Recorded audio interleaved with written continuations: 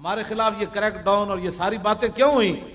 میں آپ کو بتاتا ہوں، ان غلاموں کا یہ مسلک ہے کہ ناقص ہے کتاب کہ سکھاتی نہیں مسلمان کو غلامی کے آداب۔ ان غلاموں کا یہ مسلک ہے کہ یہ پھر کیوں اٹھ کھڑے ہوئے؟ میری تقریر جرم ہی یہ ہے کہ میں کہتا ہوں صلاح الدین آیا، نور الدین آیا، شہاب الدین محمد غوری آیا، پھر محمد بن قاسم آیا، پھر طارق بن زیاد آیا، پھر یوسف بن تاشفین آیا، پھر شیر شاہ سوری آیا، پھر التمش آیا، پھر اورنگزیب عالمگیر آیا۔ میں یہی جرم ہے، یہ جرم ہے ہمارا۔ وہ کہتے ہیں، یہ کہتا ہے پھر آیا، ہم نے تو ان کو سلا دیا تھا۔ نہیں نہیں نہیں نہیں، اسلام تو بالکل امن کا درس دیتا ہے، اسلام تو کسی کو کہتا ہی کچھ نہیں ہے۔ میں وہ کہتا ہوں شہاب الدین آیا جس نے یہاں اسلامی سلطنت کی بنیاد رکھی، اور کہتے ہیں نور الدین آیا جو مصر سے چل کر مدینہ منورہ آیا، جو صلاح الدین آیا جو نہ کعبہ معظمہ دیکھ سکا، نہ در رسول پر حاضری دے سکا۔ ہاں، صلاح الدین ایوبی نہ حج کر سکا نہ عمرہ کر سکا، لیکن قیامت تک نام اس کا زندہ ہے کہ نہیں ہے؟ یہ اصل درد ہے میری تقریروں کے۔ ہاں ماشاءاللہ سے تھوڑا ہی بات ہوتی ہے، بات تو ہے جس میں دھوں کٹ دے، اگلے دا دھوں کٹ دے۔ ہاں جی، توجہ، بات ایسی ہو کہ دوسرے کا جناب پتا اور جناب کلیجہ پانی پانی ہو جائے، یہ ہوئی نا بات۔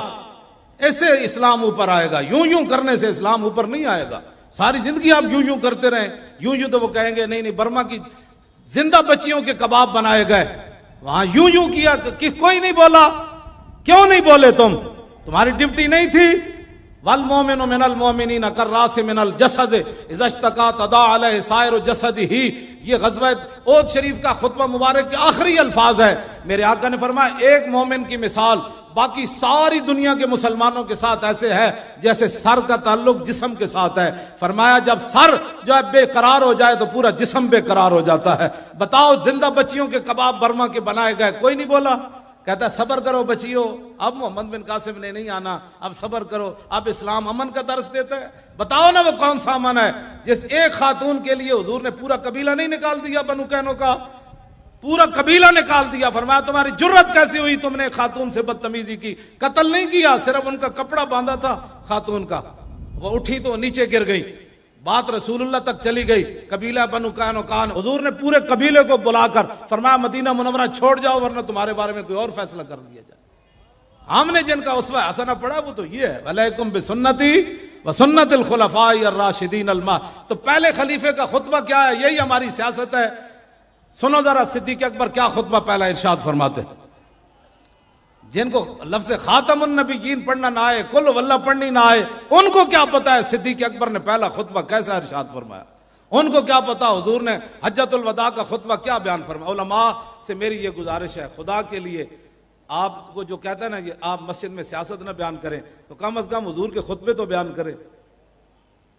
وہ سارے سیاست سے بھرے ہوئے جو آپ کو کہے مولانا یہ کیا بیان کیا؟ میں نے حضور کا خطبہ بیان کیا، اور کیا بیان کیا؟ سمجھ آ گئی پترا کہ کوئی نہیں ہے؟ اعتراض کرنے والا ہے بچہ تو بک بک کر رہا، یہ حضور کا خطبہ مبارک ہے جو بین الاقوامی، کیوں جی میں حضور نے بین الاقوامی قوانین دیے اس خطبے میں۔ حجۃ الوداع کا خطبہ سارے یاد کرو، جتنے کوئی بڑھ بڑھ کرے انہوں نے یا ایھا الناس انی لا ارانی وایاکم نجتمع فی ھذا المجلس ابدا ان دماءکم واموالکم واعراضکم حرام علیکم کحرمت یومکم ھذا فی بلدکم ھذا فی شہرکم ھذا وستلقون ربکم فیسألکم عن اعمالکم الا فلا ترجعوا بعدی ضلالا یضرب بعضکم رقاب بعض الا کل شیء من امر الجاہلیت تحت قدمی موضوع۔ آج جاہلیت کی ہر بات کو حضور نے فرمایا میں نے پاؤں کے نیچے روند ڈالا ہے۔ بس نہیں جی مولانا کچھ تقاضے ہوتے ہیں، بے حیائی شادیوں میں کرنی پڑتی ہے، نہیں ہندو رسمیں کرنی پڑتی ہے۔ حضور نے فرمایا لا کل شیء من امر الجاہلیت تحت قدمی موضوع، فرمایا جاہلیت کی ہر رسم کو، ہر بات کو میں نے اپنے دونوں پاؤں کے نیچے مسل ڈالا ہے، قیامت تک جاہلیت کی بات میری امت نہیں کرے گی۔ یہ تو بیان کرے نا کم از کم۔ وَدِمَاءُ الْجَاهِلِيَّةِ مَوْضُوعَةٌ وَأَوَّلُ دِمَنْ أَدَوْ مِنْ دِمَائِنَا دِمَا بْنُ الرَّبِيعَةَ بْنِ الْحَارِثِ كَانَ مُسْتَرْدِيًا فِي بَنِي سَعْدٍ فَقَتَلَهُ ذَيْلٌ، فرمایا جاہلیت کے سارے خون قتل و غارت کو آج میں ختم کر رہا ہوں، سب سے پہلے اپنے خاندان کا خون معاف کر رہا ہوں۔